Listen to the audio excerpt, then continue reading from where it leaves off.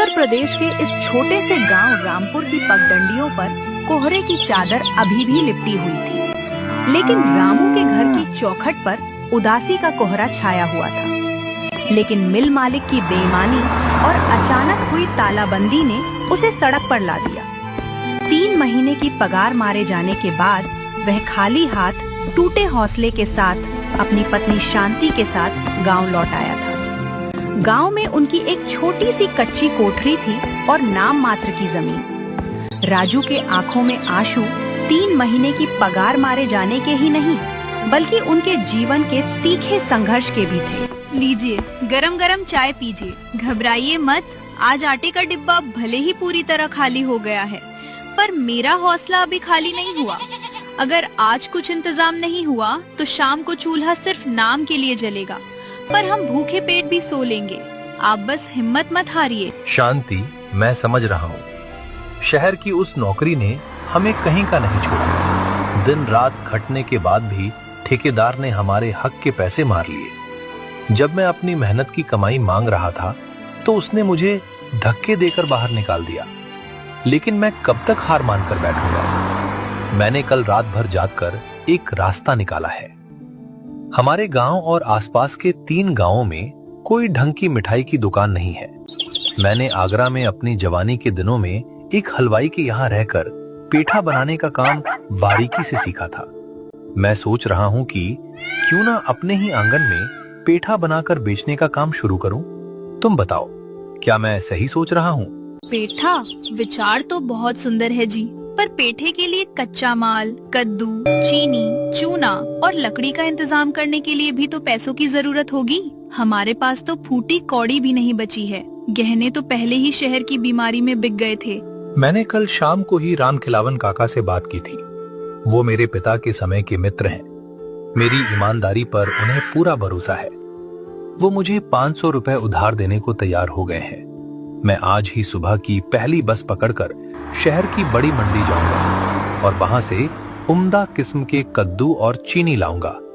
बस तुम मेरा साथ मत छोड़ना शांति। इस गांव के लोग बहुत सीधे हैं।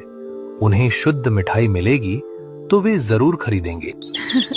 मैंने 7 फेरे लेते समय जो कसम खाई थी, उसे मरते दम तक निभाऊंगी। आपका पसीना बहेगा तो आंसू बहाने की जिम्मेदारी मेरी होगी। आप बेझिझक शुरुआत कीजिए। भगवान हमारी नीयत देख रहा है, वो सब ठीक करेगा। लरामू ने उसी दिन से कड़ी मेहनत शुरू कर दी। उसने अपने घर के पिछले आंगन में मिट्टी का एक बहुत बड़ा चूल्हा बनाया। पेठा बनाना कोई आसान काम नहीं था। कद्दू को काटना, उसके बीजों को निकालना, फिर विशेष कांटेदार चम्मच से उसमें बारीक छेद करना ताकि चाशनी अंदर तक जा सके। इसके बाद उसे चूने के पानी में घंटों भिगोकर रखना। ये सब बेहद थका देने वाला शारीरिक श्रम था। रामू और शांति दिन रात जागकर पेठा तैयार करते। सुबह की पहली किरण के साथ ही रामू सिर पर पीतल की साफ सुथरी परात में पेठे की टोकरी रखकर आवाज लगाता, आगरा का मशहूर रसीला पेठा ले लो। देखते ही देखते उसके शुद्ध और रसीले पेठे की मांग बढ़ने लगी। जो भी एक बार चखता वो रामू का मुरीद हो जाता। लोग उसे सम्मान से पेठे वाला कहने लगे। लेकिन जहाँ तरक्की की फसल लहलहाती है, वहाँ ईर्ष्या के खरपतवार अपने आप उगने लगते हैं।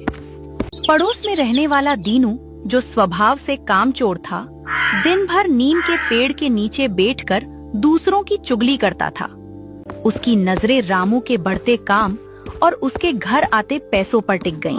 अरे रामपाल, देखो तो सही इस शहर से भागे हुए कंगाल को। कल तक इसके घर में चूल्हा जलाने की औकात नहीं थी और आज बड़ा भारी व्यापारी बन बैठा है।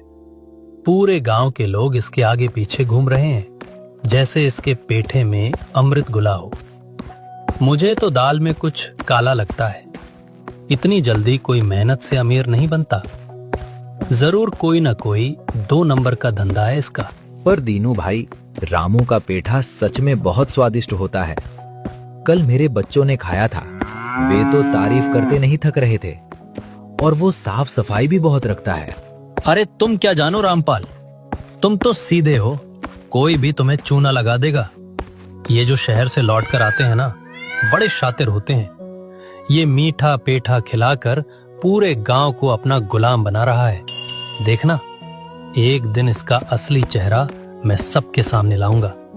मुझे बर्दाश्त नहीं होता कि कल का भिखारी आज हमारे सामने कॉलर खड़ी करके चले। दीनू का गुस्सा और ईर्ष्या केवल बड़बड़ाहट तक सीमित नहीं रही। वह दिन रात रामू को नुकसान पहुंचाने के उपाय सोचने लगा। उधर रामू इन सब बातों से बेखबर अपनी धुन में लगा था। एक शाम रामू अपनी खाली टोकरी लेकर और जेब में कुछ नए नोट लेकर बहुत खुश होकर घर लौटा। उसने बड़े गर्व से शांति के हाथ पर अपनी कमाई के पैसे रखे। शांति, देखो, आज भगवान की कृपा से दोपहर होने से पहले ही सारा पेठा बिक गया। आज मैंने काका राम खिलावन के उधार के बचे हुए पैसे भी पूरे चुका दिए हैं। और यह देखो, घर के पूरे महीने के राशन के लिए भी पैसे बच गए हैं। अब तुम्हें उस फटी साड़ी में और नहीं घूमना पड़ेगा। अगले हफ्ते तुम्हारे लिए नई साड़ी लाऊंगा। मुझे नई साड़ी नहीं चाहिए जी। आपकी ये तरक्की और खुशहाली ही मेरी सबसे बड़ी पूंजी है। ये सब आपकी ईमानदारी और रात दिन की मेहनत का फल है। लेकिन आज जब आप दोपहर में दूसरे गांव गए थे तो दीनू भाई हमारे कुएं पर आए थे। वो बहुत अजीब और डरावनी बातें कर रहे थे। क्या कह रहे थे दीनू भैया? हमारी तो उनसे कोई दुश्मनी नहीं है। जब से आए हैं हमेशा सम्मान ही दिया है उन्हें। वो कह रहे थे कि रामू ने जरूर पेठे में कुछ नशीली चीज या केमिकल मिलाया है, तभी लोग इसके दीवाने हो रहे हैं। वो गांव के सीधे साधे लोगों को भड़का रहे थे कि रामू का पेठा खाकर लोग बीमार हो जाएंगे। वो कह रहे थे कि वो गांव के मुखिया जी से इसकी लिखित शिकायत करेंगे और हमें गांव से बाहर निकलवा देंगे। क्या उस इंसान की इतनी हिम्मत? मैंने कभी सपने में भी किसी के साथ बेईमानी नहीं की। अपनी रातों की नींद हराम करके उबलते हुए कड़ाहों के सामने खड़े होकर खून पसीना एक करके मैं ये पेठा बनाता हूँ। दीनू खुद दिन भर जुआ खेलता, लोगों की चुगली करता है, माँ बाप के पैसों पर ऐश करता है और मेरी मेहनत पर कीचड़ उछाल रहा है। मैं अभी जाकर उसका कॉलर पकड़कर पूछता हूँ कि उसका मुझसे क्या बैर है। नहीं जी, रुक जाइए। गुस्से में की गई बात हमेशा और बिगड़ जाती है। ईर्ष्या की आग को गुस्से के पेट्रोल से नहीं बुझाया जा सकता। ईर्ष्या का जवाब सिर्फ अपने काम की शुद्धता और धैर्य से दिया जाता है। अगर आप उससे लड़ने जाएंगे तो गांव वालों को लगेगा कि आप सचमुच डर गए हैं और कुछ छुपा रहे हैं। आप शांत रहिए। जिसने सच का पल्लू थामा है उसे किसी का डर नहीं होना चाहिए। शांति ने उस वक्त तो रामू के गुस्से को शांत कर दिया, लेकिन दीनू के दिमाग में ईर्ष्या का जहर किसी नाग की तरह कुंडली मारकर बैठ चुका था। उसने गांव के कुछ अनपढ़ और सीधे साधे लोगों को इकट्ठा करना शुरू कर दिया। उसने एक सोची समझी साजिश के तहत अफवाह फैला दी कि रामू के पेठे को खाकर रामपाल के छोटे बेटे के पेट में भयंकर दर्द हुआ और वह अस्पताल पहुंच गया। यह बात गांव में जंगल की आग की तरह फैल गई। अगले दिन जब रामू अपनी टोकरी लेकर निकला तो नजारा बदला हुआ था। रास्ता सूनी लग रहा था। जो लोग रोज उसका इंतजार करते थे, आज उन्होंने अपने दरवाजे बंद कर लिए। कुछ लोग उसे दूर से ही शक और नफरत की निगाह से देख रहे थे। रामू दोपहर तक धूप में भटकता रहा, पर उसका एक भी पेठा नहीं बिका। वह भारी कदमों से घर लौटा। दोपहर होते होते दीनू ने काका राम खिलावन, रामपाल और गांव के मुखिया ठाकुर महेंद्र सिंह को अपने साथ लेकर रामू के घर के बाहर एक बड़ी भीड़ इकट्ठा कर ली। बाहर शोर सुनकर रामू और शांति बाहर आए। मुखिया जी, काका, देखिए इस ढोंगी रामू को। शहर से क्या आया, हमारे मासूम गांव के बच्चों की जान का दुश्मन बन गया है। ये जो पेठा बेचता है उसमें घटिया सड़ी हुई चीनी और कोई जहरीला केमिकल मिलाता है ताकि लोग इसके आदी हो जाएं। कल इस रामपा के बेचारे मासूम लड़के ने इसका पेठा खाया और रात भर बेचारा दर्द से तड़पता रहा। ऐसे कसाई को हमारे गांव में रहने का कोई हक नहीं है। हाँ मुखिया जी, कल मेरा बेटा बीमार तो हुआ था। दीनू भाई कह रहे हैं कि पेठे की वजह से ही हुआ होगा। दीनू भैया, भगवान का खौफ खाओ। झूठ की भी कोई हद होती है। तुमने अपनी आंखों से मुझे रात रात भर जाग कर काम करते देखा है। मैंने हमेशा गंगा जल जैसी साफ सफाई से और सबसे उम्दा चीजों से पेठा बनाया है। तुम मुझ पर ऐसा घिनौना और झूठा इल्जाम सिर्फ इसलिए लगा रहे हो क्योंकि तुम मेरी तरक्की बर्दाश्त नहीं कर पा रहे। अरे सुन रहे हो भाइयों, चोर उल्टा कोतवाल को डांटे। अगर तुम इतने ही सच्चे हो तो आज पंचायत के सामने दूध का दूध और पानी का पानी हो जाएगा। मुखिया जी, इसका फैसला अभी और इसी वक्त होना चाहिए, नहीं तो कल कोई और बच्चा बीमार पड़ जाएगा। शांत हो जाओ सब लोग, चिल्लाने से फैसला नहीं होता। रामू, मामला बहुत गंभीर है। दीनू ने जो इल्जाम लगाया है वह सीधा गांव के बच्चों की जान से जुड़ा है। अगर इसमें रत्ती भर भी सच्चाई हुई तो तुम्हें भारी जुर्माना भरना पड़ेगा और गांव छोड़ना होगा। लेकिन अगर ये इल्जाम झूठा निकला तो इल्जाम लगाने वाले को भी बख्शा नहीं जाएगा। काका, मुखिया जी, आप पूरे गांव के माई बाप हैं। मेरे पति ने आज तक किसी का एक पैसा नहीं मारा। हम गरीब जरूर हैं, रात को सूखी रोटी खाते हैं, लेकिन हमारे ईमान में कोई खोट नहीं है। ये दीनू भैया सिर्फ और सिर्फ जलन के मारे ऐसा कर रहे हैं क्योंकि हमारा काम अच्छा चल रहा था और ये दिन भर जुआ खेलते हैं। आप खुद हमारे घर के अंदर चलिए, हमारी रसोई देखिए, हमारे पेठे की जांच कराइए। तुम चुप रहो शांति। मर्दों के फैसले में औरतों का क्या काम?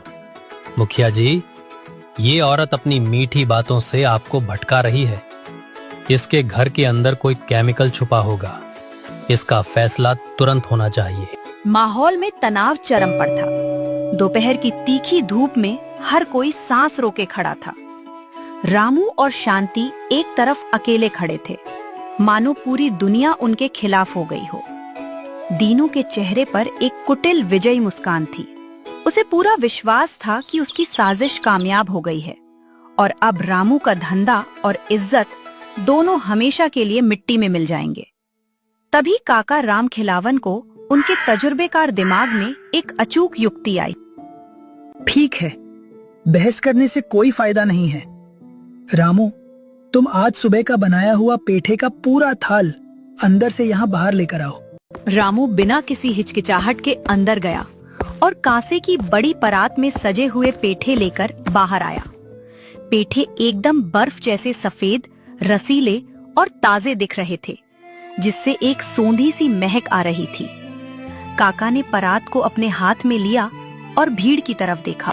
दीनू कहे हो कि इस पेठे में जहर या कोई घातक केमिकल है। तुम इस गांव के एक जिम्मेदार नागरिक होने का नाटक कर रहे हो और तुमने ही यह लिखित शिकायत मुखिया जी से की है।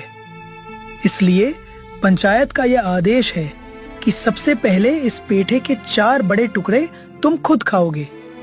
अगर इसमें कोई खराबी होगी तो हमें तुरंत पता चल जाएगा। अगर तुम सच्चे हो तो तुम्हें खाने में कोई डर नहीं होना चाहिए। ये सुनते ही उसके चेहरे का रंग उड़ गया, पैरों तले जमीन खिसक गई। वो हकलाने लगा और कदम पीछे हटाने लगा। नहीं नहीं काका, मैं क्यों खाऊं?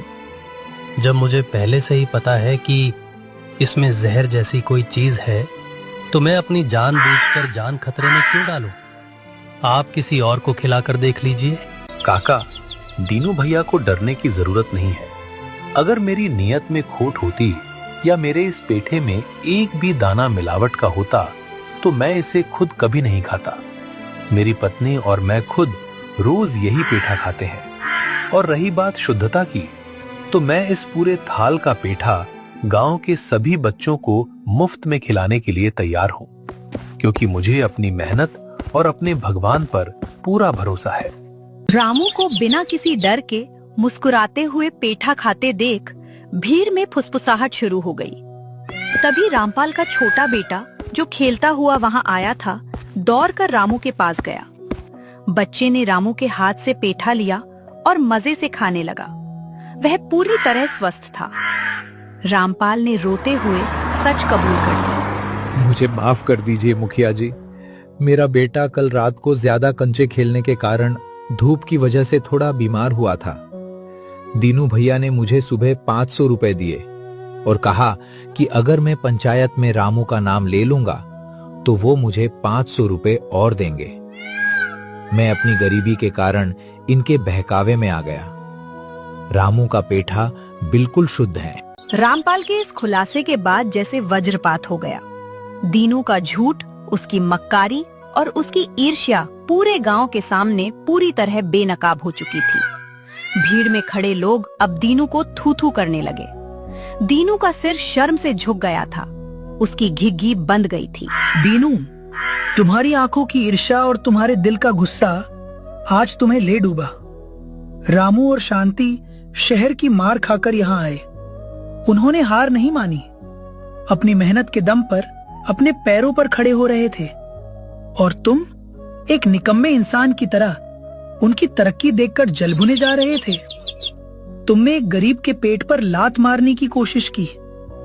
मुखिया जी, इसे कड़ी से कड़ी सजा मिलनी चाहिए। दीनू, तुमने गांव का माहौल खराब किया है और एक निर्दोष पर झूठा लांछन लगाया है। पंचायत तुम पर 2000 रुपए का जुर्माना लगाती है, जो तुम रामू को दोगे, और तुम्हें पूरे गांव के सामने रामू और शांति से माफी मांगनी होगी। रामू, मुझे माफ कर दो भाई। मुझसे बहुत बड़ा पाप हो गया। मैं तुम्हारी तरक्की देखकर अंधा हो गया था। ईर्ष्या ने मेरी बुद्धि भ्रष्ट कर दी थी। मुझे माफ कर दो। दीनू भैया, आप मुझसे बड़े हैं। गुस्सा और ईर्ष्या इंसान को किसी और का नुकसान पहुंचाए न पहुंचाए, खुद उसे अंदर से खोखला कर देते हैं। अगर आपने जितनी ऊर्जा मेरी बुराई करने और यह साजिश रचने में लगाई, उतनी ही मेहनत अगर आपने किसी छोटे से काम में लगाई होती, तो आज आप भी अपने परिवार को एक खुशहाल जिंदगी दे रहे होते। संघर्ष हम सबके जीवन में है भैया, लेकिन दूसरों के बने हुए घर को गिराकर कोई अपना महल नहीं खड़ा कर सकता। मैंने आपको माफ किया, मुझे आपसे कोई पैसा नहीं चाहिए। रामू की इस दरिया दिली ने पूरी पंचायत और गांव वालों का दिल जीत लिया। दीनू रोते हुए वहां से चला गया, लेकिन आज वह एक बदला हुआ इंसान था। उसकी ईर्ष्या की आग रामू की क्षमा की मिठास के सामने हमेशा के लिए शांत हो चुकी थी। इस घटना के बाद रामू के पेठे की साख पूरे इलाके में और मजबूत हो गई। अब केवल रामपुर ही नहीं, बल्कि आसपास के 10 गांवों के लोग रामू के यहाँ पेठे का ऑर्डर देने लगे। रामू की दुकान अब आंगन से निकलकर गांव के मुख्य चौराहे पर एक पक्की दुकान के रूप में तब्दील हो चुकी थी। मेहनत रंग ला चुकी थी और गरीबी के बादल छट चुके थे। एक शाम दुकान बढ़ाने के बाद रामू घर लौटा। आज उसके हाथ में एक सुंदर सा डिब्बा था। उसने वो डिब्बा शांति के हाथ में दिया। शांति डिब्बा खोलती है, उसमें एक सुंदर लाल रंग की रेशमी साड़ी थी। उसकी आंखों में खुशी के आंसू आ जाते हैं। इसकी क्या जरूरत थी जी? मैंने कहा था ना कि मुझे आपकी तरक्की से बढ़कर कुछ नहीं चाहिए। ये सिर्फ एक साड़ी नहीं है शांति, ये तुम्हारे उस विश्वास का इनाम है जो तुमने उस दिन मुझ पर दिखाया था, जब हमारे घर में आटे का एक दाना भी नहीं था। तुमने मुझे ईर्ष्या का जवाब गुस्से से देने से रोका था। अगर उस दिन मैं लड़ पड़ता तो आज हम यहाँ ना होते। रात गहरी हो चुकी थी। रामपुर गांव की हवाओं में अब किसी ईर्ष्या का धुआं नहीं था, बल्कि दूर दूर तक फैली हुई थी तो बस रामू के ईमान की खुशबू और उसके पेठे की अमर मिठास। रामू और शांति ने ये साबित कर दिया था कि यदि इरादे नेक हों, जीवन साथी का साथ हो और मन में धैर्य हो, तो दुनिया की कोई भी कड़वाहट आपकी जिंदगी की मिठास को कम नहीं कर सकती। संघर्ष हर इंसान के हिस्से आता है, लेकिन विजेता वही बनता है जो ईर्ष्या की आग को अपनी मेहनत के पसीने से बुझा देता है।